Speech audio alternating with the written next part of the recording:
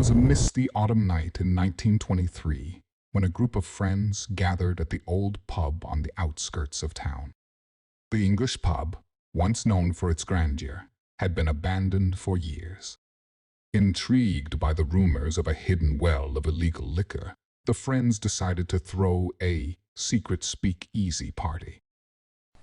As the party attendees arrived, they were greeted by a disheartening sight of empty bottles and cobwebs adorning the space instead of the promised liquor. Undeterred, one individual decided to investigate further. Casting a more discerning eye around, they noticed peculiar markings on the floorboards. Armed with a crowbar, they pried the flooring open, revealing a hidden cache of liquor. Following a brief cleaning session, the bottles were unsealed, and the revelers began sipping cautiously at first. Caution slipped into contentment. They relished the moment, their spirits light and their joy heightened by the triumph of the party's success. As the night progressed, the drinking escalated steadily, matching the surge in their jubilation. The joy was so abundant that it was challenging to attribute their behavior to mere inebriation. Even well past midnight, not a hint of weariness graced their bodies. Instead, they delved into even heavier drinking with unwavering enthusiasm. At 4 a.m., there was no sign of anyone contemplating departure or questioning the unfolding night. The quantity of alcohol consumed by each individual had reached a level that, under normal circumstances, would have warranted a hospital visit. On the verge of blackout drunk or already there, they operated on an almost autopilot-like state, seemingly detached from the reality unfolding around them. At 7 a.m., the pub remained shrouded in darkness, unaffected by the advancing daylight. Growing more unrestrained, the revelers began hurling offensive slurs that, under normal circumstances, would upset anyone. However, an unusual atmosphere prevailed, with laughter intensifying instead of offenses taken.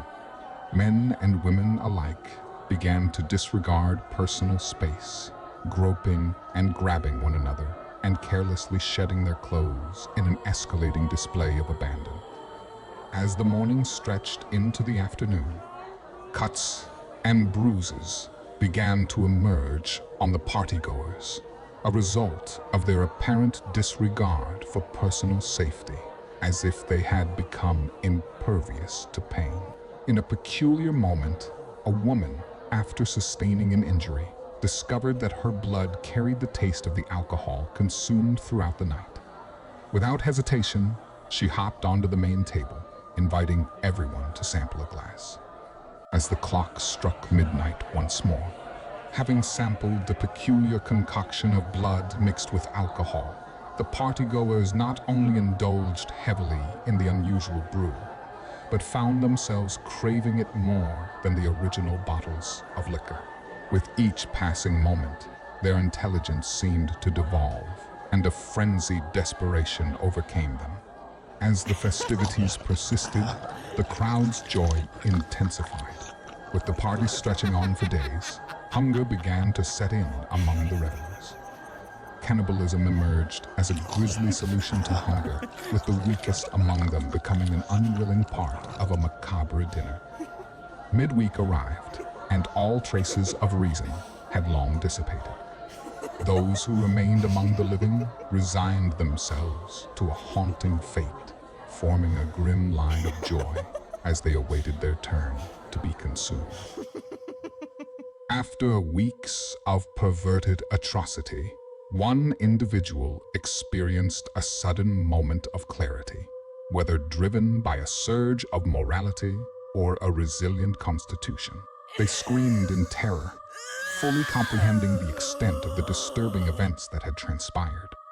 Desperation set in as they frantically searched for an escape, only to find that all doors had been blocked and sealed by layers of lifeless bodies, only to be beckoned to join the rest in the orgy. With their last shred of sanity, they set the last of the liquor ablaze, irreparably setting the pub on fire and ending one Hell of a party.